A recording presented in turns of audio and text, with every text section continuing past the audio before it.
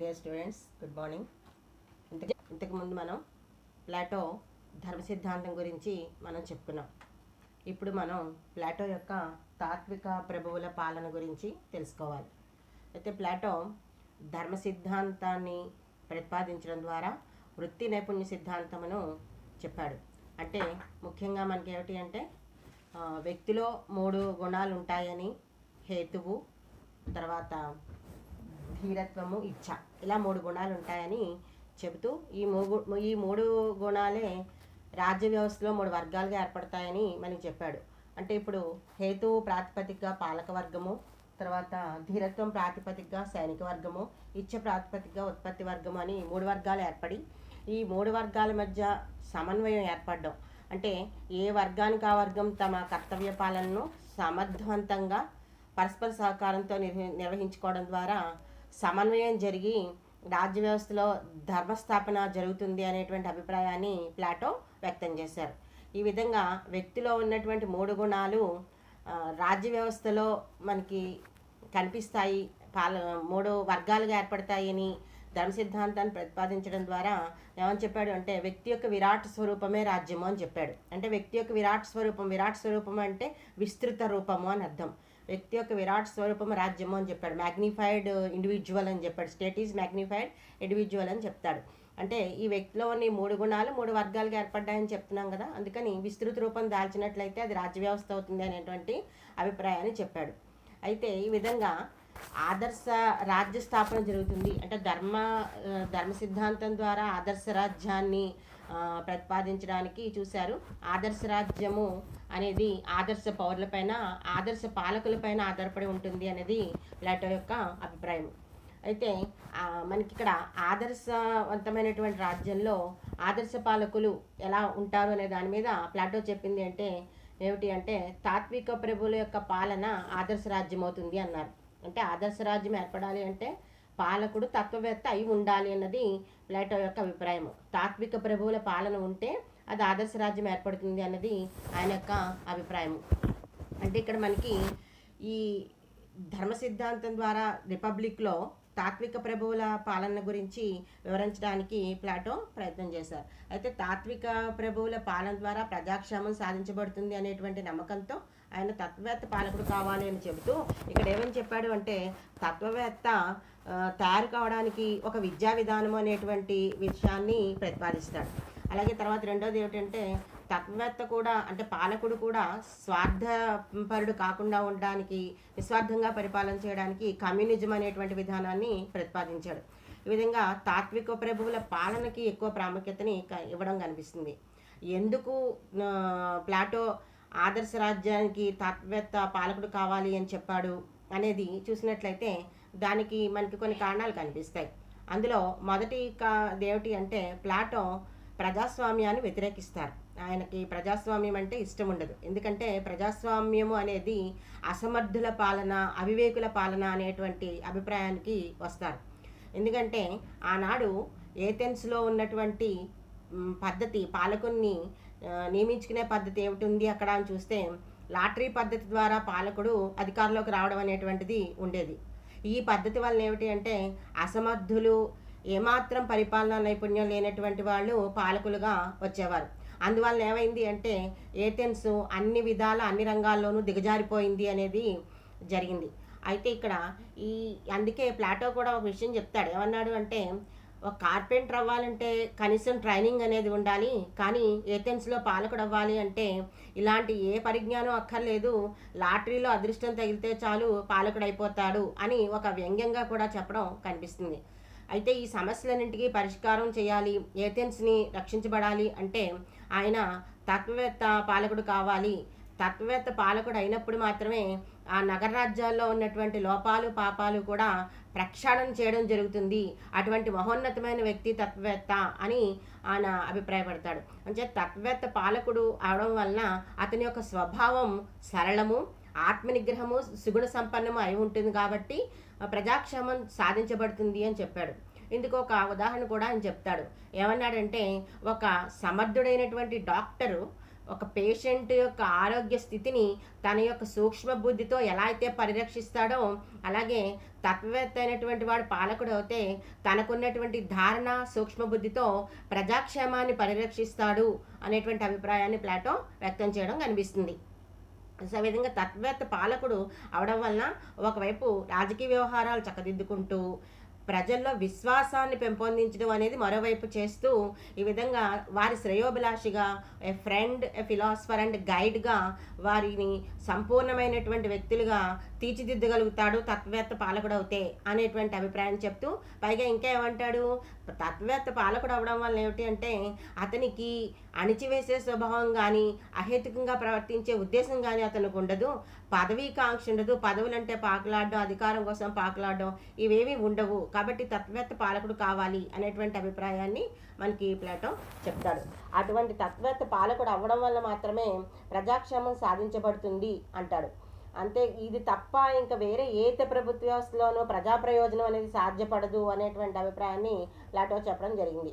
అయితే తత్వవేత్త పాలకుడు అవడం వలన ఇందాకనే మనం చెప్పుకున్నాం, అతని యొక్క స్వభావం సరళంగా ఉంటుంది కాబట్టి పాలన కూడా సరళంగా ఉండడానికి అవకాశం ఉంది. ఎందుకంటే వ్యక్తి పాలన కన్నా ఇక్కడ చట్టం యొక్క పాలన అన్నది ప్లాటో వ్యతిరేకిస్తాడు. చట్టము అయితే కనుక కొంతమందికి న్యాయం చేయొచ్చు, కొంతమందికి అన్యాయం జరగచ్చు, కానీ తత్వవేత్త పాలకుడు అయినప్పుడు అతను అందరికీ న్యాయం చేస్తాడు అని. ఎందుకంటే తత్వవేత్త యొక్క సుగుణాలు ఉంటాయి కదా అతనికి అని చెప్పాడు, అతనికి సుగుణం ఉంటుంది అని చెప్పాడు. రాగానురాగాలు ఉండవు, ద్వేషము, అభిమానము అనేవి ఇటువంటి గుణాలకన్నింటికి అతీతంగా అతను ఉంటాడు కాబట్టి, సుగుణ సంపన్నుడు కాబట్టి అతను అందరికీ న్యాయం చేస్తాడు అనేటువంటి అభిప్రాయాన్ని చెప్తాడు. పైగా ఇంకో విషయం చెప్పాడు, ఇతను శాసనానికి అతీతుడు అన్నాడు. అంటే తత్వవేత్త పాలకుడు అయినప్పుడు అతను శాసనానికి అతీతులుగా వ్యవహరిస్తారు అన్నాడు. అతనికి నిరపేక్షమైన అధికారాలు కూడా ఉంటాయి అన్నాడు. అంటే అర్థం ఏమిటి, అతనికి అధికారానికి పరిమితులు అనేవి ఉండవు. ఒక శాసనం ఉందంటే అది ప్రజలకి, పాలకులకి కాదు. పాలకుడు అనేవాడు శాసనానికి అతీతంగా ఉంటాడు. ప్రజల అభిప్రాయాలకు కానీ, ప్రజల విలువలకు కానీ, సాంప్రదాయాలకు కానీ ఇతనేమి కట్టుబడి ఉండవలసిన అవసరం లేదు. ఇతను సర్వజ్ఞుడు కాబట్టి, అపార మేధా సంపన్నుడు కాబట్టి ఇతనికి చట్టపరిధిలో తీసుకురావడం సబబు కాదు అన్నది ప్లాటో యొక్క అభిప్రాయం. ఈ విధంగా తత్వవేత్త పాలకుడు అవ్వాలని చెబుతూ, అయితే తత్వవేత్త ఎలాంటి వాడై ఉంటాడు అనేటువంటి విషయాన్ని కూడా ఆయన కొన్ని అర్హతలు చెప్పడం కనిపిస్తుంది. అంటే తత్వవేత్త ఎలాంటి వాడై ఉండాలి అని అంటే అసాధారణమైనటువంటి ప్రజ్ఞావంతుడు, తర్వాత నిరంతరము సత్యాన్వేషణ చేస్తూ ఉండేటువంటి వ్యక్తి అయి ఉంటాడు. తర్వాత అతనికి ముఖ్యంగా భౌతిక వాంఛల పట్ల, ఈ స్వార్థ చింతన, సంకుచిత భావాల పట్ల ఆసక్తి అనేది ఉండదు. అతనికి సభ్యతా సంస్కారాలు ఉంటాయి. అలాంటి వాడు తత్వవేత్త అని చెప్తాడు. అలా ఉండడం వల్ల అతనికి నిశితమైనటువంటి దృష్టి, అంటే దేన్నైనా తెలుసుకోగలిగేటువంటి సూక్ష్మ విజ్ఞానం అతనిలో ఉంటుంది. ఆత్మనిగ్రహ శక్తి అతనికి వస్తుంది అని చెప్తాడు. అంతేకాకుండా అతను సత్యాన్ని తెలుసుకోగలిగేటువంటి, ఆత్మను ప్రకాశింపజేసేది సత్యం అని నమ్ముతాడు. అంచేత ఆత్మను ప్రకాశింపజేసేటువంటి సత్యాన్ని తెలుసుకోగలిగేటువంటి జ్ఞానం అతనికి ఉండాలి అని చెప్పాడు. అంటే ఇప్పుడు మనకేమిటి అంటే అభిప్రాయం ద్వారా ఏర్పడేటువంటి జ్ఞానం ఒకటి, స్వయంగా మనం తెలుసుకోవడం ద్వారా కలిగేటువంటి జ్ఞానం ఒకటి అని రెండు రకాల అభిప్రాయాలు సోక్రటీస్కి ఉండేవని చెప్పాం కదా. సోక్రటీస్ యొక్క ప్రభావం ప్లాటో మీద కూడా ఉంది కాబట్టి ప్లాటో కూడా ఎలా ఆలోచించాడు అంటే, ఇక్కడ అతను ఎప్పుడు సత్యాన్ని తెలుసుకోవడం అనేది స్వయంగా తెలుసుకోగలిగేటువంటి జ్ఞానం వచ్చినప్పుడు, అంటే వాస్తవాన్ని స్వయంగా తెలుసుకోగలిగినప్పుడు అతనికి సూక్ష్మమైనటువంటి గుణ సంపన్నత ఏర్పడుతుంది, సుగుణమే జ్ఞానము అనేటువంటి అభిప్రాయాన్ని ప్లాటో కూడా ఇక్కడ వ్యక్తం చేస్తాడు. అందుకని అలాంటి క్వాలిటీ తత్వవేత్తకు ఉండాలి అని చెప్పాడు. అంతేకాకుండా తాను చేయదలుచుకున్నటువంటి లేదా తాను అనుసరించినటువంటి నియమ నిబంధనల పట్ల స్పష్టమైన అవగాహన ఉండాలి. అంటే ఇక్కడ ప్లాటో మనకి తత్వవేత్తకు ఉండేటువంటి అర్హతలు చెప్తున్నప్పుడు అసాధారణ ప్రజ్ఞావంతుడై ఉండాలి, తర్వాత తాత్విక వాంఛన, భౌతికమైనటువంటి కోరికల పట్ల విముఖత ఉండాలి అని చెప్తూ స్పష్టమైనటువంటి అవగాహన, దేని మీద తను ఏం చేయదలుచుకున్నాడు, తను అనుసరించదలిచినటువంటి నియమాలు ఏమిటి, నిబంధనలు ఏమిటి అనే వాటి పట్ల కూడా అతనికి స్పష్టమైనటువంటి అవగాహన అనేది ఉండాలి. అంతేకాదు పరిపాలన చేయాలి అంటే కొంత జ్ఞానం అనేది ఉండాలి కదా, పరిపాలన అవగాహన అనేది ఉండాలి కదా. అటువంటి పరిపాలన విషయాల అవగాహన చేసుకోవడానికి విద్య ద్వారా అతను నేర్చుకోవచ్చు అని చెప్తాడు. అందుకే దీనికోసం ప్లాటో ప్రత్యేకించి ఒక విద్యా విధానాన్ని ప్రతిపాదిస్తాడు. అంటే తత్వవేత్తలను పాలకులుగా తయారు చేయడానికి ఒక విద్యా విధానాన్ని కూడా ప్లాటో ప్రతిపాదించాడు. దాని గురించి మనం తర్వాత చెప్పుకోవచ్చు. సో ఈ విధంగా ఆవిషమైనటువంటి జ్ఞాన సముపార్జన ఉండాలి. అంతేకాదు ఇంకా ఏమిటి అంటే తను ధైర్య సాహసాలు కలిగి ఉండాలి. దేనికి? ధర్మాన్ని ప్రతిష్ఠించబడాలి. ధర్మ సిద్ధాంతానికి ప్రాధాన్యత ఇచ్చాడు కాబట్టి పాలకులు ఆదర్శప్రాయులే ఉండడము అంటే ధర్మస్థాపన చేసేవాళ్ళు అయి ఉండాలి అన్నది అభిప్రాయం ఉంది. కాబట్టి ధర్మాన్ని ప్రతిష్ఠించడానికి పాలకుడు ధైర్య సాహసాలు కలిగి ఉండాలి అన్నాడు. అంటే భయము, పిరికితనము, తర్వాత లోభ దృష్టి, అత్యాస ఇలాంటి గుణాలేవి పాలకుల్లో ఉండకూడదు, తత్వవేత్తలో ఉండకూడదు అని ఇలా కొన్ని అర్హతలను కూడా తత్వవేత్త కాదగినటువంటి వ్యక్తికి ప్లాటో ప్రతిపాదించడం అన్నది మనకి కనిపిస్తుంది. సో ఈ విధంగా తత్వవేత్త పాలకుడు అవ్వాలి అనేటువంటిది చెప్తూ తత్వవేత్తకి ఎలాంటి అర్హతలు ఉండాలో కూడా మనకి ప్లాటో చెప్పడం కనిపించింది. అయితే ఈ తాత్విక ప్రభువుల పాలనకి తత్వవేత్త యొక్క గుణాలని చెప్పడాన్ని బట్టి గమనిస్తే మనకు ఒక విషయం అర్థమవుతుంది. ఏమిటి అంటే ఇక్కడ తన గురువైనటువంటి సోక్రటీస్ యొక్క వ్యక్తిత్వాన్ని ఈ తాత్విక ప్రభువుల్లో ప్రతిష్ఠాపిస్తున్నాడా ప్లాటో అనేటువంటి అభిప్రాయం మనకి వస్తుంది. ఎందుకంటే తత్వవేత్తకి ఆయన చెప్పినటువంటి లక్షణాలు లేదా అర్హతలు చూసినట్లయితే అవి సోక్రటీస్లో ఉన్నట్టు మనకి కనిపిస్తుంది. అందుకని సోక్రటీస్ లాంటి వాడు దేశానికి పరిపాలకుడు అవుతే ఆ పరిపాలన సుభిక్షంగా ఉంటుంది, ప్రజా సంక్షేమం సాధించబడుతుంది అనేటువంటి అభిప్రాయాన్ని ఈ తాత్విక ప్రభువుల పాలన ద్వారా ప్లాటో వ్యక్తం చేసినట్టు కనిపిస్తుంది. ఏదైనప్పటికీ ప్లాటో ప్రతిపాదించినటువంటి ఈ తాత్విక ప్రభువుల యొక్క పాలన కూడా అనేక విమర్శలకు లోనైంది. అంటే విమర్శకులు ఇతను చెప్పినటువంటి అభిప్రాయాల్ని కొంచెం ఖండించారు. అందులో మొట్టమొదటి ఏమిటి అంటే ఇతను తత్వవేత్త పాలకుడు కావాలి అని చెప్పాడే తప్ప ఆ పాలకుడు ఎలా రావాలి, అధికారంలోకి ఎలా వస్తాడు, వంశపారంపర్యంగా వస్తాడా, లేకపోతే ఎన్నుకోవడం ద్వారా వస్తాడా, లేకపోతే అక్రమ పద్ధతి ద్వారా వస్తాడా, లేదా అదృష్టం వల్ల వస్తాడా, ఎలా వస్తాడు, ఏ పద్ధతిలో తత్వవేత్త పాలకుడు కావాలి అనే విషయాన్ని ప్లాటో ప్రస్తావించలేదు అంటారు విమర్శకులు. ఎంతసేపు అర్హత, జ్ఞానము, సామర్థ్యము వీటికి సంబంధించిన పదాలే తన రిపబ్లిక్లో ప్రస్తావన చేశాడే తప్ప ఎలా వస్తాడనే విషయాన్ని చెప్పలేదు అని విమర్శకులు చెప్పినటువంటి అభిప్రాయం ఒకటి. రెండో విమర్శ వాళ్ళు ఏమంటున్నారు అంటే ఎంతమంది పాలకులు ఉండాలి అనేటువంటి విషయాన్ని కూడా ప్లాటో ఇంపార్టెన్స్ ఇవ్వలేదు అని. అంటే ఇప్పుడు పరిపాలకులు అంటే ఒక్కడా లేకపోతే కొద్ది మందా, ఎంతమంది పరిపాలన చేయాలి అనే విషయంలో కూడా ఆయన ప్రస్తావన చేయలేదు.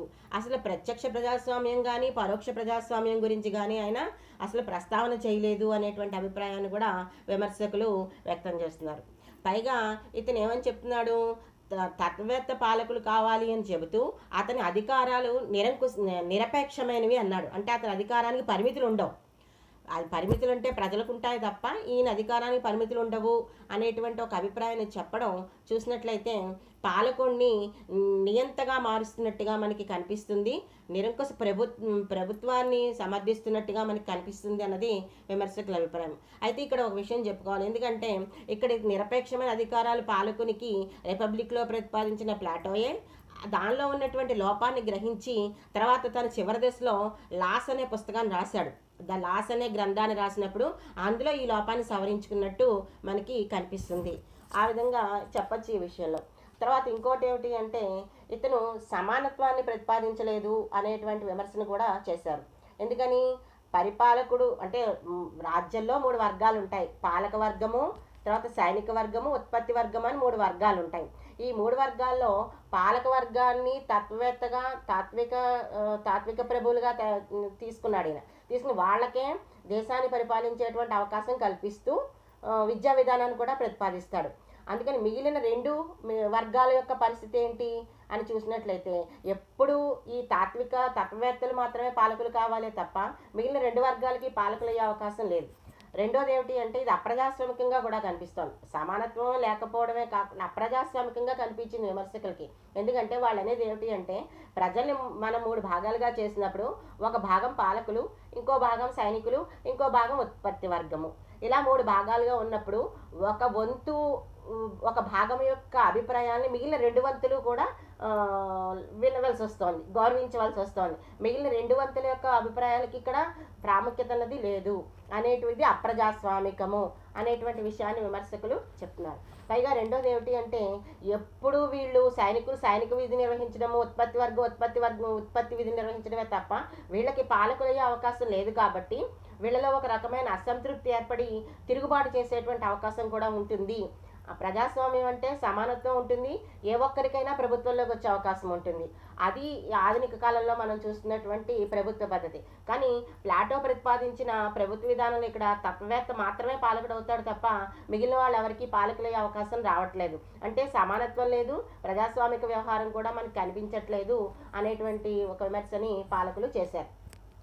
విమర్శకులు చేశారు. అయితే ఇక్కడ ఇంకోటి ఏమిటి అంటే, వాళ్ళు చెప్పేది, ప్లాటో ఏం చెప్పాడు, తత్వవేత్తలు తయారు కావాలి అంటే ఒక విద్యా విధానాన్ని ప్రతిపాదించాడు ఆయన. ఈ విద్యా విధానం ద్వారా తత్వవేత్తలను తయారు చేయొచ్చు, ఆ విద్య ద్వారా తత్వవేత్త తన పరిపాలనా విధులు నిర్వహించగలుగుతాడు అనేటువంటి విషయాన్ని చెప్తున్నాడు. అయితే ఈ విద్యా విధానంలో ప్లాటో చెప్పినటువంటి విషయాలు ఏమిటి అని మనం గమనించినట్లయితే, శాసనాలు ఎలా తయారు చేయాలి అనేటువంటి విజ్ఞానం కానీ, అలాగే ఆర్థిక వ్యవహారాలు ఎలా నడపాలి, దేశానికి చాలా ముఖ్యం అవన్నీ కూడా, అంచేత అవి ఎలా నడపాలి అనేటువంటి విషయాల గురించి కానీ, అలాగే రక్షణకు సంబంధించినటువంటి అంశాలు కానీ, ఇవేవి కూడా ప్లాటో ప్రతిపాదించిన విద్యా విధానంలో మనకి కనిపించవు. కేవలం ఏమిటి అంటే, మ్యూజిక్ అంటే మనకి సంగీతం గురించి, సాహిత్యం గురించి, లాజిక్ గురించి, అంటే తర్కశాస్త్రం గురించి, వీటి గురించిన విషయాలు మాత్రమే ప్లాటో యొక్క విద్యా ప్రణాళికలో కనిపిస్తాయే తప్ప పరిపాలన సంబంధించినటువంటి నైపుణ్యాలు ఏవి కూడా అతను ప్రస్తావించినట్టు మనకి కనిపించదు. అంటే ప్లాటో విద్యా విధానం పాలకులను తయారు చేస్తోందా, ఇటువంటి విజ్ఞానంతో పాలకుడు తయారవుతాడా అన్నది విమర్శకులు వ్యక్తం చేసేటువంటి అభిప్రాయం. తర్వాత ఇంకోటి ఏం చెప్పాము ఇందాకను, ప్లాటో ఏమన్నాడు అంటే, తత్వవేత్త స్వార్థ చింతనకు లోను కాకుండా నిస్వార్థంగా ప్రజలను పరిపాలించడానికి అతను ఏం చేశాడు, కమ్యూనిజం సిద్ధాంతాన్ని ప్రతిపాదించాడు. అంటే ఇక్కడ ఏమిటి కమ్యూనిజం అంటే, పాలకులకి కుటుంబం ఉండకూడదు అని చెప్తాడు ప్లాటో. అంటే వివాహం చేసుకోవడం కానీ, పిల్లల్ని తీసుకోవడం కానీ, ఇవేమి కుటుంబ వ్యవస్థ అన్నదే పాలకులకు ఉండకూడదు అని చెప్తాడు ప్లాటో. అంతేకాకుండా ఆస్తి హక్కు కూడా పాలకులకు ఉండకూడదు అన్నాడు. ఎందుకంటే కుటుంబం ఉందంటే ఆ కుటుంబం కోసం మళ్ళీ ఆస్తి సంపాదించడానికి, అవినీతికి పాల్పడడానికి పాలకుడు ప్రయత్నం చేస్తాడు. అందుకని పాలకుడికి ఆస్తి ఉండకూడదు, కుటుంబ వ్యవస్థ ఉండకూడదు అనేటువంటి విషయాన్ని చెప్తూ ఇది కమ్యూనిజం అని చెప్తాము. ఈ విధంగా కమ్యూనిజాన్ని ప్రతిపాదించాడు. ఈ విషయాన్ని కూడా తీసుకుని విమర్శకులు విమర్శించారు. పాలకుడు అనేవాడు ఎప్పుడూ ప్రజా ప్రయోజనాల కోసమే, ప్రజల యొక్క ప్రయోజనం, ప్రజల యొక్క క్షేమే తన ప్రయోజనంగా ఎప్పుడూ పనిచేస్తాడా, అలా ఉండడానికి ఎప్పుడూ అవకాశం ఉంటుందా, మారిపోడా అనేటువంటి అభిప్రాయాన్ని విమర్శకులు వ్యక్తం చేశారు.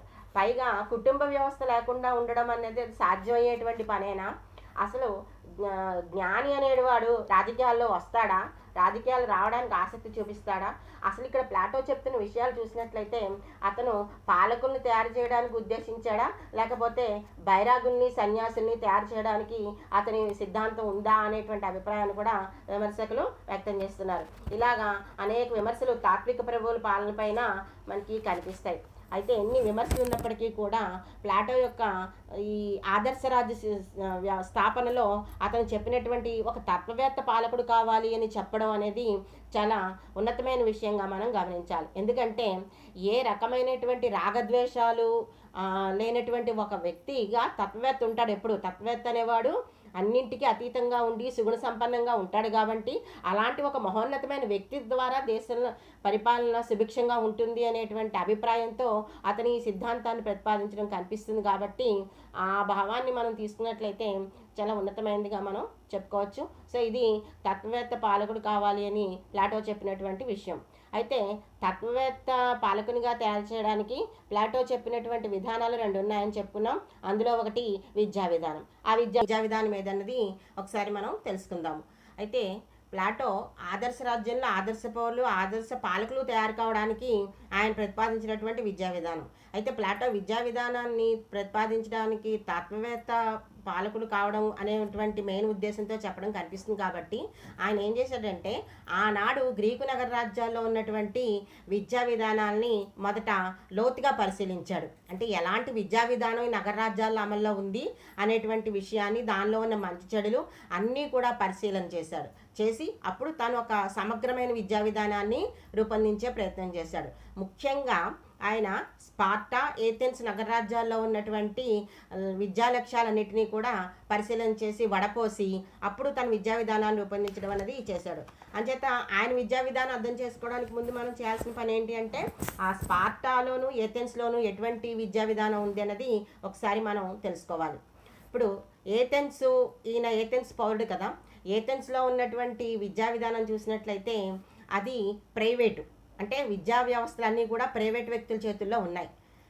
అదే మనకి స్పార్టాలో విద్యా వ్యవస్థ అనేది ప్రభుత్వ యాజమాన్యంలో ఉంది. గవర్నమెంటు విద్యా వ్యవస్థల్ని నడిపేది. తర్వాత ఏథెన్స్లో ఉన్నటువంటి విద్య అనేది ఏమిటి అంటే అక్కడ పెద్దలు ఇష్టం, అంటే పెద్దలు ఏం చెప్తే అది చదువుకోవాలి. కానీ స్పార్టాలో ఉన్నటువంటి విద్యా విధానం అనేది ప్రభుత్వం నిర్ణయిస్తుంది. ప్రభుత్వం ఏది నిర్ణయిస్తే అది, అంటే తల్లిదండ్రులు ఇష్టం కాదు. ఇక్కడ పిల్లలు పుట్టిన తర్వాత ఒక 4 సంవత్సరాల వరకే తల్లిదండ్రుల దగ్గర ఉంటారు. ఆ తర్వాత వాళ్ళు ఏం చేయాలి అంటే ప్రభుత్వానికి తల్లిదండ్రులు పిల్లల్ని అప్పచెప్పేస్తారు. అప్పచెప్పినప్పుడు పిల్లల్ని సంరక్షణాలయాల్లో ఉంచి వాళ్ళని ప్రిఫెక్టులు, అంటే గవర్నర్ల అధీనంలో ఉంచి విద్యాబుద్ధులు నేర్పించడం అనేది ప్రభుత్వమే చేస్తుంది. ఇలాంటి విద్యా వ్యవస్థ స్పార్టాలో ఉంది. తర్వాత ఏథెన్స్లో ఉన్నటువంటి విద్య అనేది దశలుగా ఉంటుంది, అంటే వివిధ దశలు ఉంటాయి. కానీ స్పార్టాలో అలాంటి దశల వారి విద్యా వ్యవస్థ అనేది కాదు. తర్వాత ఏథెన్స్లో విద్య ఏమిటి అంటే సాహిత్యము, మానసిక శక్తి సామర్థ్యాలు పెంపొందించే విధంగా ఉంటుంది. అదే స్పార్టాలో అయినట్లయితే అక్కడ విద్య అనేది సైనిక, శారీరక సామర్థ్యాలు పెంపొందించే విధంగా ఉంటుంది. తర్వాత ఏథెన్స్లో విద్య బాలికలకి ఉండేది కాదు, అంటే బాలికలు చదువుకునే అవకాశం ఉండేది కాదు. కేవలం గృహ నిర్వహణ సంబంధమైనటువంటి విద్య తప్ప అక్కడ పాలక సంబంధమైన విద్య అనేది బాలికలకి అవకాశం ఉండేది కాదు. కానీ స్పార్టాలో విద్య అనేది ఏమిటి అంటే బాలబాలికలు ఇద్దరు కూడా నేర్చుకునేటువంటి అవకాశం ఉంది, ఇద్దరు కూడా చదువుకునే అవకాశం అక్కడ కల్పించబడింది. తర్వాత ఏథెన్స్లో విద్య అనేది ఐచ్ఛికం, అంటే ఇష్టమైతే చదువుకోవచ్చు, లేకపోతే లేదు. కానీ స్పార్టాలో తప్పనిసరిగా చదువుకోవాలి, విద్య నిర్బంధం, తప్పనిసరిగా చదువుకోవాల్సి ఉంటుంది. తర్వాత ఏథెన్స్లో విద్య నేర్చుకోవాలి అంటే మరి ఫీజులు కట్టాలి, ఫీజులు అనేవి అక్కడ ఉండేవి. కానీ స్పార్టాలో విద్య ఉచితము, తప్పనిసరిగా చదువుకోవాలి, అందరికీ కూడా చదువుకునే అవకాశం ఉంది, ఉచితంగా చదువుకునే అవకాశం ఉంది, ఫీజులు చెల్లించవలసినటువంటి అవసరము లేదు. ఈ విధంగా స్పార్టాలో ఉన్నటువంటి విద్యా వ్యవస్థని, తర్వాత ఏథెన్స్లో ఉన్నటువంటి విద్యా వ్యవస్థని రెండింటినీ పోల్చి రెండింటిలో ఉన్నటువంటి మంచి విషయాలను తీసుకుని తను ఒక విద్యా విధానాన్ని ప్లాటో రూపొందించడం జరిగింది. అలా అయితే ప్లాటో యొక్క విద్యా విధానంలో ముఖ్యమైన లక్షణాలు ఏమిటి అని చూస్తే మొదట ఆయన ఏం చెప్పాడు అంటే విద్య ప్రభుత్వ యాజమాన్యంలో ఉండాలి అని చెప్తాడు. అది మొదటి లక్షణం. అంటే విద్య ప్రభుత్వమే నిర్వహించాలి. ఎందుకని? విద్య అనేది వ్యాపారం కాకూడదు. వ్యాపార సంస్థలకు వదిలిపెట్టేస్తే వాళ్ళు లాభాపేక్ష చూసుకుంటారు, ధనవంతులు మాత్రమే చదువుకోగలుగుతారు. అందుకని విద్య అందరికీ అందుబాటులోకి రావాలి అంటే అది ప్రభుత్వ యాజమాన్యంలో ఉండాలి. ప్రభుత్వం ఒక్కతే, అంటే రాజ్య వ్యవస్థకు మించినటువంటి ఉన్నత వ్యవస్థ ఏదీ లేదు విద్య నేర్పించడంలో అనేటువంటి అభిప్రాయాన్ని ప్లాటో వ్యక్తం చేయడం జరిగింది. అందుకని విద్యను ప్రభుత్వ యాజమాన్యంలో నిర్వహించడం అనేది ఆయన ఇంపార్టెన్స్ ఇచ్చినటువంటి మొదటి విషయం. రెండోది ఏమిటి అంటే విద్య అనేది స్త్రీ పురుషులిద్దరికీ సమానము అని చెప్తాడు. అయితే మరి ఏథెన్స్లో లేదు కదా, బాలికలు చదువుకునే అవకాశం లేదు కదా. అందుకని ఇక్కడ ఏమని చెప్పాడు అంటే స్త్రీ పురుషులు ఇద్దరికి, ఎందుకంటే ఏథెన్స్లో స్త్రీల యొక్క పరిస్థితి చూసి, స్త్రీలకు అవకాశం లేకపోవడం చూసి ఈయన చాలా కలవరపడతాడు. ప్లాటో చాలా బాధపడతాడు. స్త్రీ కూడా శక్తి సామర్థ్యాల విషయంలో, అన్ని విషయాల్లో కూడా స్త్రీ పురుషులు ఇద్దరూ సమానమే. అటువంటప్పుడు స్త్రీలకు కూడా ఈ శారీరక సైనికపరమైనటువంటి విద్యను నేర్పించినట్లయితే వాళ్ళు కూడా తమ శక్తి సామర్థ్యాలను దేశ క్షేమానికి ఉపయోగించుకునే అవకాశం వస్తుంది అని చెప్పి భావించాడు. అందుకని స్త్రీలు కూడా పురుషులతో సమానంగా చదువుకునే అవకాశం ఉండాలి అనేటువంటి విషయాన్ని ప్రతిపాదిస్తాడు. అదొకటి చెప్తాడు. తర్వాత ఇంకొకటి ఏమిటి అంటే నిర్బంధ ఉచిత విద్యకు ప్రాముఖ్యత ఇచ్చాడు ఇతను కూడా. ప్లాటో కూడా నిర్బంధంగా విద్య ఐచ్ఛికం ఉండేది ఇంతకుముందు, ఇష్టమైతే చదువుకోవడం లేకపోతే లేదు. ఇప్పుడు అలా కాదు, ఖచ్చితంగా అందరూ చదువుకోవాలి. ఎందుకంటే అందరూ చదువుకోవడం అనేది ఉంటేనే అందరూ పేదవాడు కూడా చదువుకోగలిగే అవకాశం ఉంటుంది. ఎందుకంటే చదువు లేకపోతే పేదవాడు దేశానికి పెద్ద భారంగా తయారవుతాడు అన్నది ప్లాటో అభిప్రాయం. అందుకని ప్లాటో ఏమన్నాడు అంటే ఫీజులనే ఉండకూడదు. ఫీజులు ఉంటే ధనవంతులు చదువుకోగలుగుతారు, పేదవాళ్ళు చదువుకోలేరు. కాబట్టి అలా కాకుండా ఉచితంగా విద్యని అందించడం అనేది చేసినట్లయితే అందరూ చదువుకోగలిగే అవకాశం ఉంటుంది. కాబట్టి నిర్బంధ ఉచిత విద్య ఉండడం అనేది తన విద్యా విధానంలో అతను చెప్పినటువంటి మరొక ముఖ్యమైనటువంటి అంశంగా తీసుకోవచ్చు. తర్వాత ప్లాటో ఇంకో విషయం చెప్తారు. ఏమిటి అంటే అది సెన్సార్షిప్ని, అంటే వడపోత విధానానికి ప్రాముఖ్యత ఇచ్చాడు. వడపోత విధానం అంటే ఇక్కడ ఎలా చెప్తాము, విద్యా సంబంధమైనటువంటి అంశాల్లో అనైతిక ప్రభావాలు చూపించేటువంటి అంశాలు పాఠ్యాంశాల్లో ఉండకూడదు అన్నాడు. అనైతిక ప్రభావాన్ని చూపించే అంశాలు అంటే శృంగార సంబంధమైన కథలు, తర్వాత భయాన్ని కల్పించేటువంటి కథలు, తర్వాత నరక బాధలు తెలియజేసేటువంటి కథలు, ఇవేవి కూడా విద్యా ప్రణాళికల్లో ఉండకూడదు. మానసికంగా ధైర్యాన్ని నిలబెట్టే అంశాలు ఉండాలి తప్ప ఇలాంటి అనైతిక ప్రభావాన్ని చూపించేటువంటి అంశాలు విద్యా ప్రణాళికల్లో ఉండకూడదు అన్నది చెప్పాడు. అంచేత వడపోత ఏది ఉంచాలి ఏది ఉంచకూడదు ప్రభుత్వం చూసి విద్యా ప్రణాళికల్లో ఆ వడపోత విధానానికి ప్రాముఖ్యత ఇవ్వాలి అని చెప్పాడు. తర్వాత ఇంకో విషయం ఏం చేశాడు అంటే అర్హతకు ప్రాముఖ్యత ఇచ్చాడు. విద్య నేర్చుకోవడం విషయంలో అర్హతకు ప్రాముఖ్యత ఇచ్చాడు. అంటే ఇక్కడ అర్హత అనే విషయాన్ని తీసుకున్నప్పుడు దశల వారీ విద్యను ప్రతిపాదించాడు ప్లాటో. ప్రతి దశలోనూ ఉత్తీర్ణులైన వాడు మాత్రమే తర్వాత దశకు వెళ్తాడు. ఆ విధంగా పోటీని ఉత్తీర్ణతను ప్రాతిపదికగా అర్హతగా చేసి విద్యా విధానం ఉండాలి అన్నది ప్లాటో చెప్పినటువంటి విషయం. సో ఈ విధంగా ఆయన చెప్పినటువంటి అంశాల్లో మనకు కనిపించేది ఏమిటి అంటే ఒకటి ప్రభుత్వ యాజమాన్యంలో విద్య ఉండాలి, రెండోది ఏమిటి అంటే పాజిటివ్ అంశాలు ఉండాలి. అంటే పాజిటివ్ అంశాలు అంటే ఇక్కడ ఏమని చెప్పాడు, ఇందాక చెప్పాం వడపోతకి ప్రాముఖ్యత ఇచ్చాడు, సెన్సార్షిప్ ఉండాలని. ఇక్కడ పాజిటివ్ అంశాలు కూడా చెప్తాడు. ఏమిటి, భగవంతుని గుణాన్ని కీర్తించే అంశాలు పాఠ్యాంశాల్లో ఉండాలని, తర్వాత ధైర్యాన్ని పెంపొందించే అంశాలు ఉండాలి. అంటే ఉదాహరణకి యుద్ధాలు జరుగుతూ ఉండేవి కదా గ్రీకు నగర రాజ్యాల మధ్య. అలా జరుగుతున్నప్పుడు యుద్ధంలో మనకి అవతల వాళ్ళకి చిక్కితే మనం వాడికి దాసోహం అయిపోవడం కన్నా కూడా మనం మరణించడమే వీరత్వము అనేటువంటి అంశాన్ని బోధించే విధంగా ఉండాలి పాఠ్యాంశాలు. అందుకని అవన్నీ కూడా పాజిటివ్ అంశాలు. సో ఇలాంటి పాజిటివ్, తర్వాత మంచి క్యారెక్టర్ని బిల్డ్ చేసేటువంటి పాఠ్యాంశాలు ఉండాలి అని చెప్తాడు. కాబట్టి అతను సకారాత్మక విద్యకు ప్రాముఖ్యత ఇచ్చాడు. తర్వాత రెండోది స్త్రీ పురుషులకు సమానత్వ విద్య ఉండాలి అని చెప్పాడు. తర్వాత నిర్బంధ ఉచిత విద్య ఉండాలి అని చెప్పాడు. తర్వాత సెన్సార్షిప్కి ప్రాముఖ్యత ఇచ్చాడు. తర్వాత అర్హతను ప్రాతిపదికగా చేసుకున్నాడు. సో ఇలాగా కొన్ని విషయాలు మన ప్లాటో యొక్క విద్యా విధానంలో కనిపిస్తాయి. అంతేకాదు ప్లాటో యొక్క విద్యా విధానం కూడా చాలా సుదీర్ఘమైంది. ఇవాళ ఇలా చేరిపోయి ఒక 15 సంవత్సరాల్లో విద్య ముగిసిపోవడం అనేది కాదు. చాలా ఏళ్ళు విద్య నేర్చుకునేటువంటి విధంగా తన ప్రణాళికని రూపొందించడం అనేది కనిపిస్తుంది. సో ఏమిటా విద్యా విధానం అనేది మనం ఒకసారి చూద్దాము. ఇక్కడ ఏమిటి అంటే ప్లాటో 2 దశలుగా తన విద్యా విధానాన్ని చెప్పాడు. 2 దశలు, ఒకటి ప్రాథమిక విద్య, రెండోది ఉన్నత విద్య. ఇలా 2 రకాలుగా మనకి చెప్పాడు. ఈ ప్రాథమిక విద్యను తీసుకున్నట్లయితే 0 నుంచి 6 సంవత్సరాలు, అంటే మొదటి నుంచి మన స్కూల్లో ఎక్కడైతే చేరుతామో ఆ వయసు నుంచి 6 సంవత్సరాల వయసు వరకు ఉండేటువంటి విద్యని ఒకటిగా చెప్పాడు. ఈ టైంలో పిల్లలకి నేర్పించేటువంటి విద్య దేనికి సంబంధించి ఉండాలి అని ప్లాటో చెప్పాడు అంటే మతము, భాష, నీతి కథలు ఇవి మాత్రమే చెప్పాలి. తల్లులు పిల్లలకి కథలు చెప్తున్నా కూడా నీతి సంబంధమైన కథలు చెప్పేలాగా ప్రభుత్వం జాగ్రత్త పడాలి. ఇందాక చెప్పాం కదా, భయం కల్పించే కథలు కానీ, శృంగార సంబంధమైన కథలు కానీ, నరక బాధలు తెలిపే కథలు కానీ ఇవేం ఉండకూడదని చెప్పాడు కదా. అందుకని అలాంటి అంశాలు ఏవి పిల్లలకి తల్లులు చెప్పకుండా తగిన జాగ్రత్తలు ప్రభుత్వం తీసుకోవాలి అన్నది ప్లాటో యొక్క ఉద్దేశం. అందుకని భాషా నైపుణ్యం రావాలి, తర్వాత నైతిక పరమైనటువంటి అంశాలతో కూడిన విద్య మనకి 6 సంవత్సరాల లోపు పిల్లలకి నేర్పించాలన్నది ప్లాటో యొక్క విద్యా విధానం. తర్వాత రెండోది ఏమిటి, 6 నుంచి 18 సంవత్సరాల్లో మధ్యలో నేర్చుకునేటువంటి విద్య. ఈ 6 నుంచి 18 సంవత్సరాల్లో నేర్చుకునే విద్య ఏమిటి అంటే ముఖ్యంగా వ్యాయామము, సంగీతము ఇలాంటి విషయాలపైన అవగాహన కలిగించడము. అంచేత ఈ విద్యకి ప్రాముఖ్యతని ఇచ్చాడు. తర్వాత 18-20 సంవత్సరాల మధ్యలో నేర్చుకునేటువంటి విద్య ఏమిటి అంటే నిర్బంధ సైనిక శిక్షణ. నిర్బంధంగా సైనిక శిక్షణ నేర్చుకోవడం అనేది తప్పనిసరిగా ఉండాలి అని ఈ 3 దశలుగా చెప్పాడు. 0 నుంచి 20 సంవత్సరాల లోపు వాళ్ళు నేర్చుకునేటువంటి విద్య ఇలా 3 దశలుగా, 0 to 6 years ఒక దశ, తర్వాత 6 నుంచి 18 సంవత్సరాలు ఒక దశ, తర్వాత 18 నుంచి 20 సంవత్సరాలు ఒక దశ అని 3 దశలుగా ప్రాథమిక విద్య నేర్చుకుంటారు అని చెప్పాడు. ఈ ప్రాథమిక విద్య నేర్చుకోవడం అయిపోయిన తర్వాత పోటీ పరీక్షలు పెడతారు.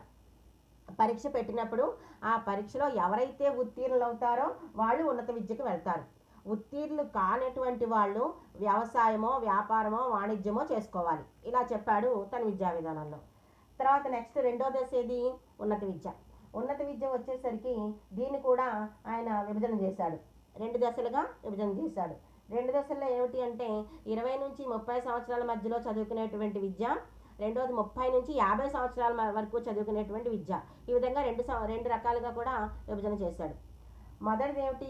20 నుంచి 30 సంవత్సరాల మధ్యలో నేర్పే విద్యలో ఏముండాలి అని చెప్పాడు అంటే మ్యాథ్స్ ఉండాలి, తర్వాత రేఖాగణితం గురించి ఉండాలి, ఖగోళ శాస్త్రం అనేది ఉండాలి, సైన్స్ గురించి ఉండాలి, లాజిక్, ఈ అంశాలన్నీ కూడా నేర్పించాల్సి ఉంటుంది అనేటువంటి విషయాన్ని చెప్పాడు. తర్వాత ఇందులో ఉత్తీర్ణత పొందినటువంటి వాళ్ళు అప్పుడు రెండో దశకి వెళ్తారు, అంటే 30-35 సంవత్సరాల మధ్యలో వెళ్తారు. ఇక్కడ ఉత్తీర్ణత కానటువంటి వాళ్ళు సైనికులుగా పనిచేయాల్సి ఉంటుంది అని చెప్పాడు. మొదటి దశలో ఉత్తీర్ణత కాని వాళ్ళు మనకి రైతులుగా వ్యవసాయం చేసుకుంటూ ఉండాలి, లేదా వ్యాపారం చేసుకోవాలి. రెండో దశలో వచ్చేసరికి మొదటి స్టేజ్లో ఉత్తీర్ణత కానటువంటి వాళ్ళు సైనిక వర్గంగా వెళ్ళిపోవాలి. ఇంకా ఉత్తీర్ణులైనటువంటి వాళ్ళు రెండో దశకి చేరుకుంటారు కదా ఉన్నత విద్యలో.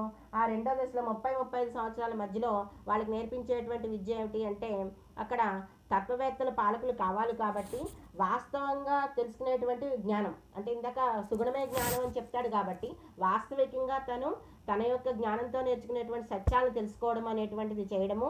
తర్వాత విశ్వ విషయాల గురించి, అంటే ముఖ్యంగా గతితార్కిక శక్తికి ప్రాముఖ్యత ఇచ్చాడు. గతితార్కిక శక్తికి ప్రాముఖ్యత ఇచ్చడం, తర్వాత వాస్తవాలను స్వయంగా తెలుసుకునేటువంటి జ్ఞానాన్ని సంపాదించడము, అవన్నీ కూడా 30-35 సంవత్సరాలు, అంటే తత్వవేత్త తయారైపోతాడు ఇక్కడ. అర్థమవుతుందా? 30-35 సంవత్సరాల్లో ఆ వ్యక్తి నేర్చుకునేటువంటి విజ్ఞానంలో గతితార్కిక శక్తిని నేర్చుకోవడం అంటే ఏంటి? డైలెక్టిక్ మెథడ్ అని మనం ఫస్ట్లో సోక్రటీస్ ద్వారా ధర్మ ప్రతిష్టాపన చేస్తున్నప్పుడు ప్లాటో వ్యక్తం చేసిన ఒక విషయాన్ని గురించి చెప్పాను సంభాషణ రూపంలో. అది గతార్కిక శక్తిని అలవరుచుకోవడము, దాన్ని అభివృద్ధి చేసుకోవడము అనేటువంటిది ఒకటి. రెండోది వాస్తవికంగా వాస్తవంతో తన యొక్క జ్ఞానంతో సత్యాన్ని తెలుసుకోవడం అనేటువంటిది. ఇలాంటి విషయాలకి ఇతను ఇక్కడ ఈ దశలో ప్రాముఖ్యత ఇచ్చాడు. అంటే తత్వవేత్తలు తయారవుతారు. ఆ తర్వాత 35 నుంచి 50 సంవత్సరాల మధ్యలో అతను తెలుసుకోవాల్సింది ఏంటంటే ఈ విశ్వ వ్యవహారాల గురించి, ఈ సమస్త ప్రపంచాన్ని గురించినటువంటి నిరంతర చింతన చేస్తూ జీవితాన్ని నడుపుకోవడము. ఇలాగా 50 సంవత్సరాల వరకు అతను విద్యా విధానాన్ని ప్రతిపాదించాడు. సో ఇది ప్లాటో చెప్పినటువంటి విద్య. అంటే 2 దశలుగా ప్రాథమిక విద్య, 20 సంవత్సరాల వరకు చదువుకునే విద్య, తర్వాత 20 సంవత్సరాల నుంచి 50 సంవత్సరాల వరకు చదువుకునే విద్య అని 2 దశలుగా మనకి ఇక్కడ విభజన చేసి విద్యా విధానాన్ని చెప్తాడు. అయితే ప్లాటో చెప్పిన విద్యా వ్యవస్థను కూడా విమర్శకులు వ్యతిరేకించారు. ఎందుకంటే ఇది చాలా సుదీర్ఘమైన ప్రక్రియ. అంటే ఎంతకాలం చదువుకోవాలి? 50 ఏళ్ళు వచ్చినా చదువుకుంటూనే ఉండే విధంగా ఇతని విద్యా విధానాన్ని ప్రతిపాదించాడు. అంటే విసుగును కలిగిస్తుంది అన్నారు విమర్శకులు. ఇది కరెక్టే కదా. అంతగా మామూలుగానే చదువుకోండిరా అంటేనే చదువు పట్ల ఆసక్తి లేదు, సెల్ ఫోన్లు పట్టుకు తిరుగుతారు. దాని మీద ఉన్న ఆసక్తి చదువు మీద ఉండట్లేదు ఈ రోజుల్లో పిల్లలకి. ఆనాడు విద్యా వ్యవస్థను ప్రతిపాదించి ఈనాడు తీసుకొస్తే ఇది అయ్యే పనేనా? ఆలోచించుకోవాల్సిన విషయమే. అందుకని విమర్శకులు ఏమన్నారంటే ఇది చాలా సుదీర్ఘమైన ప్రక్రియ, దీని గురించి విసుగు కలుగుతుంది అని చెప్పారు. రెండోది ఏమిటి అంటే కేవలం పాలకులకు సంబంధించిన విద్య తప్ప మిగతా వర్గాల గురించి ప్లాటోకి చింతన లేదు, మిగతా వర్గాల వాళ్ళు ఏం చదువుకోవాలనేటువంటి అంశానికి అంత పెద్ద ప్రాముఖ్యత ఇవ్వలేదు అనేటువంటి విషయాన్ని కూడా విమర్శకులు వ్యక్తం చేశారు. తర్వాత రెండోది ఏమిటంటున్నారు అంటే ఈ విద్యా ప్రణాళికలో కేవలము సంగీతము, సాహిత్యము, వ్యాయామం వీటికి ప్రాముఖ్యత ఇచ్చాడే తప్ప ఇందాక చెప్పుకున్నాం కదా ఏంటి అంటే పరిపాలన చేయాలి అంటే ఏ అంశాలు ప్రాముఖ్యత ఉండాలి అంటే అక్కడ ఆర్థిక అంశాల గురించి ప్రాముఖ్యత ఇవ్వాలి, చట్టాలు ఎలా తయారు చేయలేని దాని మీద జ్ఞానం ఉండాలి. సో ఇలాంటి అంశాలకు సంబంధించిన విషయాలు ఏవి కూడా విద్యా ప్రణాళికలో లేవు అనేటువంటి అభిప్రాయాన్ని విమర్శకులు వ్యక్తం చేశారు. సో ఈ విధంగా ప్లాటో చెప్పినటువంటి విద్యా విధానం కూడా అనేక విమర్శలకు లోనైంది. ఏమైనప్పటికీ కూడా ఎన్ని విమర్శలు అనేవి మనకి ఉన్నప్పటికీ కూడా ఉత్తమ లక్షణాలు కలిగినటువంటి ఒక పాలకును తయారు చేయడం కోసం పడే ఒక తపన ఈ విద్యా విధానం ద్వారా ప్లాటో వ్యక్తం చేశారు అనేటువంటి విషయం మనం గుర్తుంచుకోవచ్చు. కాబట్టి అంతవరకు సంబంధించి ప్లాటో విద్యా విధానం అనేది మనకి అర్థం చేసుకోవాల్సిన విషయం. అయితే ఈనాటి కాలం ఎంతవరకు వర్తిస్తుంది ప్లాటో యొక్క విద్యా విధానం అని పరిశీలిస్తే మనకి కొన్ని విషయాలు ఉపయోగపడతాయి. ఏమిటది? నైతిక అంశాలకి ప్రాముఖ్యత ఇవ్వాలి, భయం కలిగించేటువంటి అంశాలు విద్యా వ్యవస్థలో ఉండకూడదు అనేటువంటి అంశం ఈనాటికి కూడా అది ప్రాముఖ్యత కలిగిన అంశమే. ఈనాటికి కూడా అది ఆనాడనే కాదు, ఈనాటికి కూడా అది చాలా ముఖ్యమైన అంశమే. అలాగే ఇంకోటి ఏం చెప్పాడు? ఉత్తీర్ణత పొందిన వాళ్ళే ముందుకెళ్ళాలన్నాడు. అంటే ప్లాటో నిర్ణయించిన దశల్లో ముందు దశకు వెళ్ళడానికి చెప్తున్నాడు. కానీ ఉత్తీర్ణత ఎవరైతే పొందారో వాళ్ళు ముందు దశకు వెళ్ళాలి అనేది మనకి చాలా ఇంపార్టెంట్. ఎందుకంటే డిటెన్షన్ పద్ధతికి ఇంపార్టెన్స్ ఇవ్వలేదు ఈయన. ఏదో ఇంత పర్సంటేజ్ అటెండెన్స్ వస్తే ముందు క్లాస్కి వెళ్ళిపోవడం, చదువుకున్న సబ్జెక్టులు పాస్ అవ్వకపోయినా అటెండెన్స్ ఉంటే చాలు ముందుకు వెళ్ళిపోవడం అనేటువంటి పద్ధతి కాకుండా మెరిటోక్రసీకి ఇంక ఇంపార్టెన్స్ ఇచ్చాడు. మెరిట్కి ప్రాముఖ్యత ఇచ్చి ముందుకెళ్ళాలి అనేటువంటి అంశానికి విద్యలో ప్రాముఖ్యత ఇచ్చాడు. కాబట్టి అంతవరకు మన విద్యా విధానం ఈనాటికి కూడా ఉపయోగకరమైనటువంటి విద్య అని మనం అర్థం చేసుకోవచ్చు. సో ఇది ప్లాటోకి సంబంధించినటువంటి విద్యా విధానంలో ఉన్న కొన్ని మంచి పాయింట్లు. సరే, ఇక్కడితో మనం దీని తర్వాత ప్లాటో తత్వవేత్తలు నిస్వార్థపరులుగా ఉండడానికి, స్వార్థ చింతన లేకుండా నిస్వార్థపరులుగా ఉండడానికి ఇంకో విషయాన్ని ప్రతిపాదించాడని చెప్పాము. అదేమిటి అంటే కమ్యూనిజం. ప్లాటో యొక్క కమ్యూనిజంలో 2 ప్రధాన అంశాలు ఉంటాయి. ఒకటి ఏమిటి అంటే పరిపాలకులకి కుటుంబ వ్యవస్థ ఉండకూడదు, దీన్నే భార్యల విషయంలో కమ్యూనిజం అని చెప్తారు. రెండోది ఏమిటంటే పరిపాలకులకి ఆస్తి హక్కు కూడా ఉండకూడదు అని చెప్పి 2 అంశాల ప్రాతిపదికగా కమ్యూనిజం గురించి చెప్పాడు. ఆ కమ్యూనిజం ఏంటి అనేది మనం తర్వాత తెలుసుకోవాల్సినటువంటి విషయం. ఓకే.